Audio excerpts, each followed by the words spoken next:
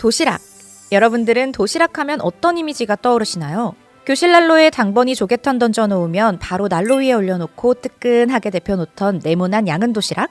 그거 완전 80년대 라떼는 말이야. 감성이잖아. 요새는 다들 학교에서 급식 먹으니까 말이죠. 근데 그때는 집에서 다들 양은 도시락에 김치랑 밥이랑 계란 후라이 넣어서 점심 바리바리 싸들고 다녔다 이 말이야. 날뛰면서 등교하다가 밥이랑 김치국물이랑 버무려져서 나중에 점심시간쯤 됐을 때 도시락을 까보면 김치 비빔밥 도시락이 되곤 했었죠. 그걸 어떻게 하냐고? 나도 어른들, 언니들한테 전해들은 얘기지 뭐. 2000년도에 들어서면서 학교들은 일제히 급식을 하게 되었고 그렇게 학교에서 도시락을 볼 일이 점점 줄어들게 되었죠. 그래도 여전히 신나게 뛰노는 체육대회 날이나 설레서 전날 밤 잠 못 자는 소풍날에는 엄마의 사랑이 가득 담긴 한 칸 한 칸 꾹꾹 눌러 담은 도시락이 있으니 도시락이 완전히 사라진 건 아니란 말씀. 오히려 급하게 끼니를 때우기 위한 편의점 도시락들도 나오기 시작했죠. 그저 한 끼를 대체하기 위한 간편 도시락이 이제는 1인 가구, 혼밥 등의 트렌드에 맞추어 홍삼밥, 현미밥 등 맛과 영양을 고루 갖춘 집밥 같은 도시락으로 변화했죠. 이렇게 일상 속에서 우리와 함께 해온 도시락. 코로나 바이러스로 모두가 힘든 시기를 보내고 있는 요즘엔 그 도시락이 사회적 약자를 향한 따뜻한 마음을 담아 끼니를 때우기조차 어려운 이들에게 희망이 되었다는 말씀. 최근 영국 도버항이 변종 코로나 바이러스의 확산으로 봉쇄 조치가 취해졌었죠. 오도 가도 못하고 꼼짝없이 도로에 갇혀버린 트럭 운전사들.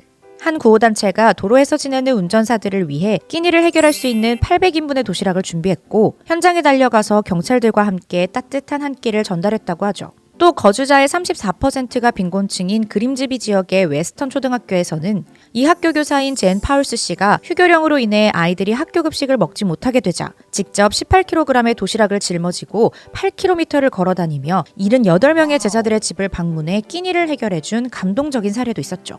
도시락이 어려운 이들에게 희망이 된 사례가 또 있는데요. 사회적 거리두기로 문을 닫은 수많은 무료급식소. 그 와중에도 꿋꿋하게 급식소를 운영하는 곳이 있었는데 바로 이탈리아 출신 김하종 신부님이 24년째 도시락 봉사를 하고 계신 경기도 성남에 위치한 안나의 집. 안나의 집은 급식소의 문을 닫는 대신 사회적 거리두기를 지키며 끼니를 해결하지 못하는 노숙인들에게 도시락을 제공했습니다. 배고픔과 추위에 굶주린 이들에게 나눠주는 도시락만 하루 800개. 하지만 이마저도 부족해 도시락을 받지 못하고 발길을 돌리는 사람들이 많았죠. 이런 안나의 집의 어려움에 한 기업이 손을 내밀었습니다.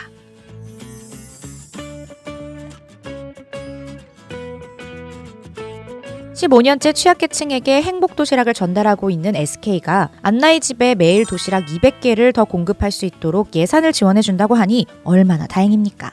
게다가 다른 영세 도시락 업체들의 도시락을 주문해 자영업자들도 지원하고 구매한 도시락을 취약계층에게 나누는 한 끼 나눔 몬택트 프로젝트를 진행한다고 하니 많은 이들이 도시락 덕분에 배를 굶지 않고 따뜻한 겨울을 보낼 수 있겠네요.